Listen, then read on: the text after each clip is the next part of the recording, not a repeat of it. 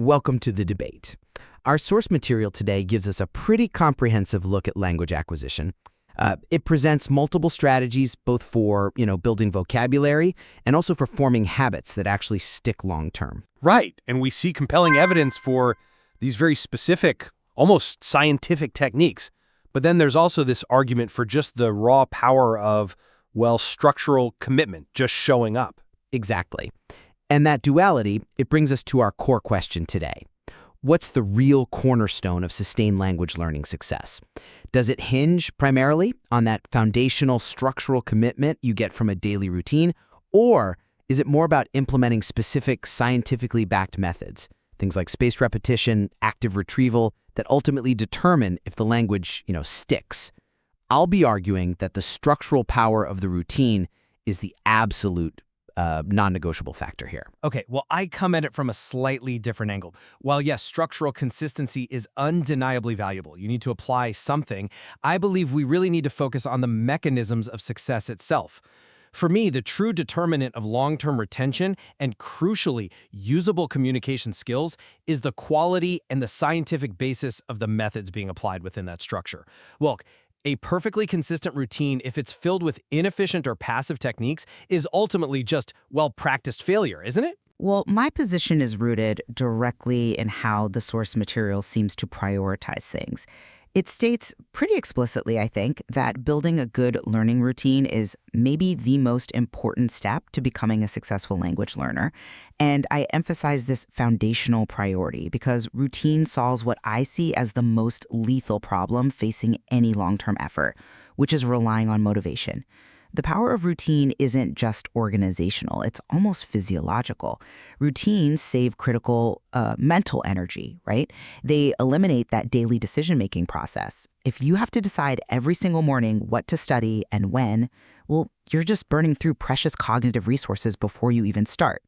When the routine becomes automatic, you rely on action, not these fleeting feelings of motivation. Couple it with something like habit stacking, deciding, for instance, after I drink my morning coffee, I will do my English practice. That transforms an abstract goal into an implemented technical strategy.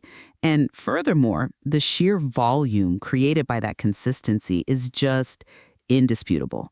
The material shows quite clearly that studying for just 15 minutes every single day accumulates to over 100 hours of focused study in a year. That guarantees the necessary minimum exposure time. Even if, let's be honest, those 15 minutes aren't 100% hyper-efficient every single day, the structural momentum, it's likened to pushing a big ball. It ensures movement. That guaranteed volume, irrespective of daily inspiration levels, that's what drives overall success in my view. Okay, that guaranteed volume, it's an excellent metric for effort, I'll grant you that. But volume alone, I think, is a really poor proxy for actual retention. I fundamentally reject the idea that 100 hours of learning is automatically successful if the methods used within those hours are, frankly, ineffective. My core thesis is that the whole purpose of learning is memory transfer and effective communication, right? And only specific, scientifically validated methods can actually guarantee that result. The material itself outlines numerous high-leverage techniques precisely because they maximize the productivity of every minute spent.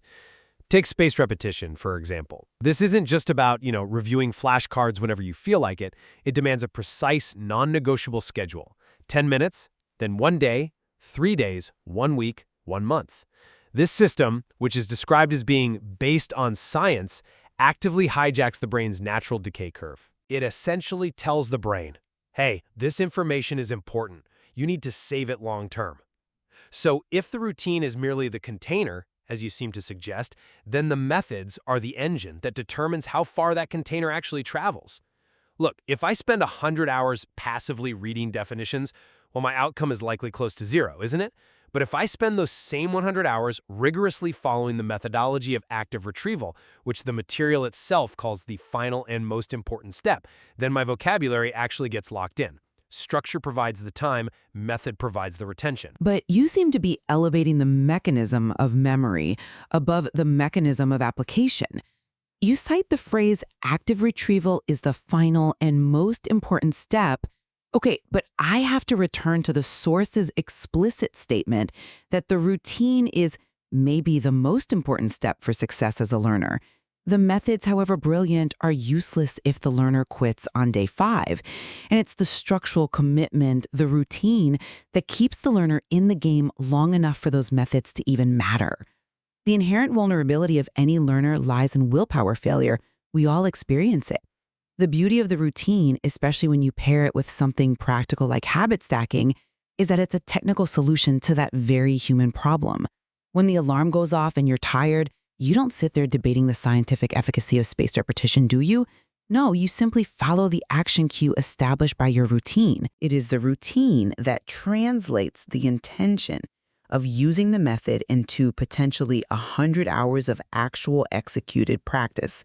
If that routine is abandoned, well, the spaced repetition schedule collapses immediately, rendering its scientific precision totally moot.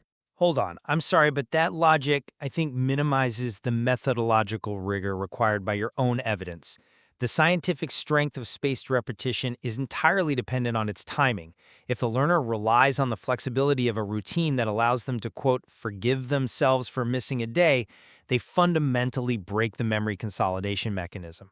The routine's structural flexibility, its ability to forgive a missed day, seems to be in direct tension with the method's methodological rigidity, which requires precision timing to tell the brain exactly when to retrieve that information before it decays. You can't have it both ways, surely? And we really need to look at what success means here. If the purpose is communication, fluent communication, then the methods become absolutely paramount. A 15-minute routine where the learner just passively looks at vocabulary lists is, I would argue, fundamentally less productive than even a 5-minute routine where the learner focuses exclusively on learning word friends or collocations. The source emphasizes this itself, noting that learning collocations like knowing to say heavy rain instead of strong rain is what makes you sound much more natural. Structure can make you show up, yes, but only the method teaches your brain that kind of linguistic nuance. Okay, that's a compelling point regarding the specificity of language, but I think you're creating a bit of a false dichotomy between consistency and quality.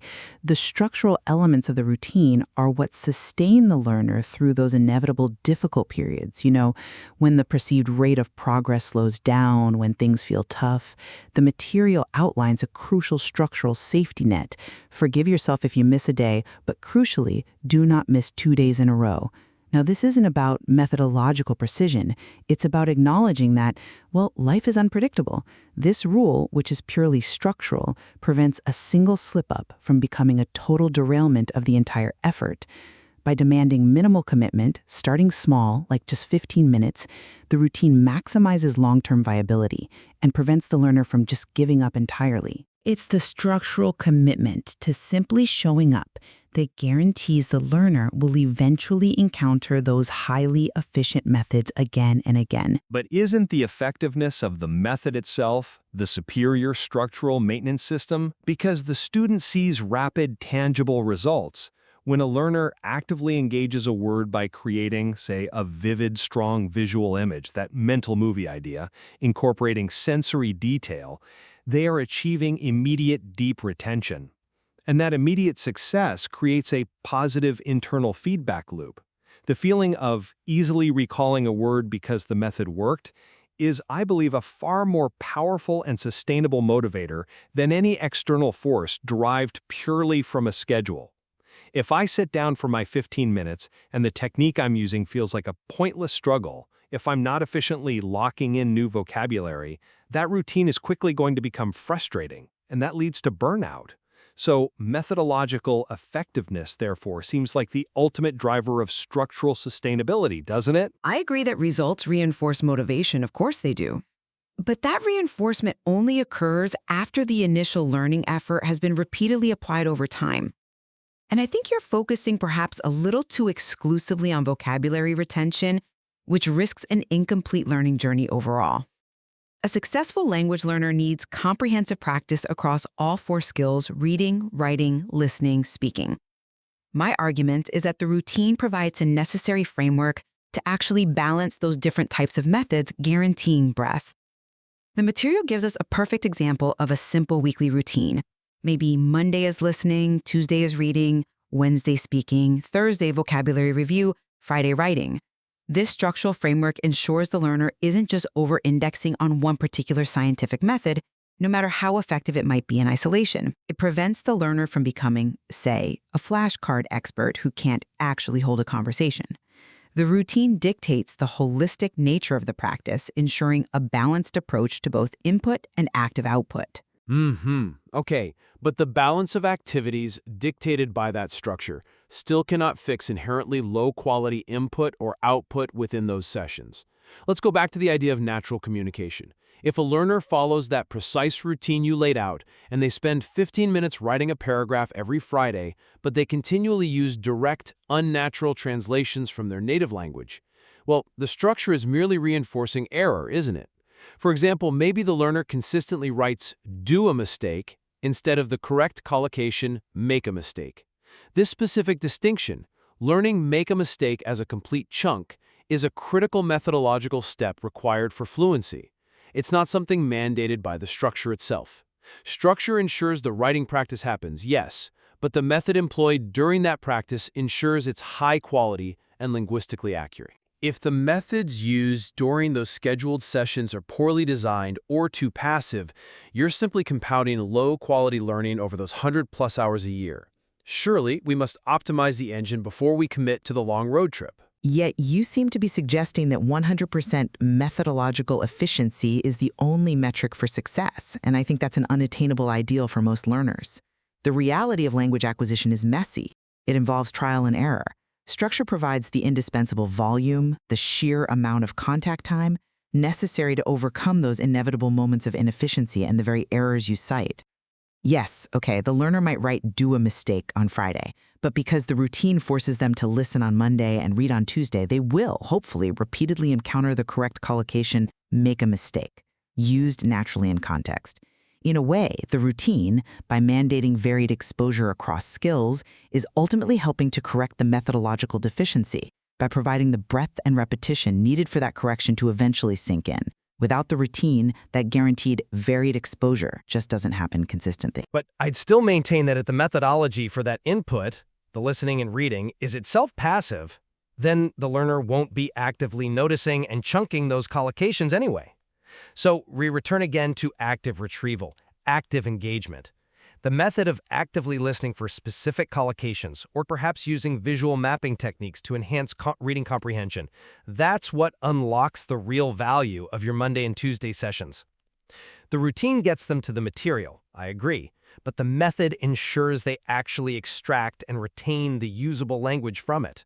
Okay, so to summarize my position then, while the necessity of effective active methods for memory transfer is clear, these methods are essentially entirely inert without execution. Routine, driven by powerful structural tools like habit stacking and that crucial "don't miss 2 days" rule, provides the non-negotiable foundation. It helps the learner overcome their reliance on unstable motivation and translates the abstract intention of learning into guaranteed annual cumulative action. Consistency, for me, is the bedrock that ensures the learner is simply present long enough for those scientific mechanisms to actually take hold and do their work. And to reiterate my position, the fundamental mechanisms of memory and communication demand adherence to specific, active, scientifically validated methods. Whether we're talking about the precise timing required by spaced repetition, the cognitive power unlocked by strong visual imagery, or the absolute necessity of learning language in chunks, like collocations, these specific techniques are what ensure that the time spent within the routine is maximally productive and that it leads to the permanent, natural retention that really defines true language success. Consistency without quality methods is, I maintain, merely the reliable accumulation of inefficiency. Ultimately, I think what the material really suggests is that achieving success requires navigating this constant tension, doesn't it? We absolutely must set a powerful, automatic action plan through that structural routine. And simultaneously, we have to ensure that every minute spent within that action plan is informed by the science of memory, actively driving high-quality, usable information into long-term storage. It's clear that true mastery probably requires a continuous negotiation between setting the schedule and really optimizing the delivery system within it. There's certainly much more to explore on how these two powerful forces interact on a daily basis for learners.